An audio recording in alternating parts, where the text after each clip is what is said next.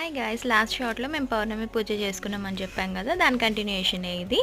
ఇట్లా శివుడికి ఇవన్నీ బిల్వాష్టకము ఇవన్నీ ఉంటాయి కదా, శివాష్టకము అవన్నీ చదువుకుంటూ అక్షంతలు వేసుకుంటూ పూజ అయితే కంటిన్యూ చేసినాము. చూసేయండి, వీడియో నచ్చితే లైక్ చేయండి, నా ఛానల్ని సబ్స్క్రైబ్ చేసుకోండి.